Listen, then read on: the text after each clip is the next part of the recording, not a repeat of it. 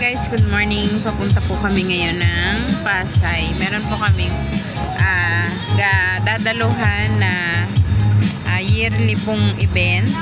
Ito po yung 14 years summit, OFW summit po. Nandito po kami ngayon sa bus kasama na aking mga kasama. Yan.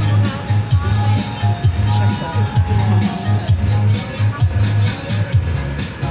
Naghihintay po kami ng iba pa namin mga kasamahan. Time check po kami ay umalis sa amin ng mga alauna.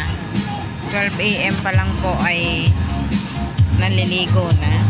Kasi sabi maaga daw pong alis. So yun. Nandito po kami nakaupo na sa bus. Naghihintay na lang na iba bago po umalis. So kita-kits po tayo mamaya doon sa venue.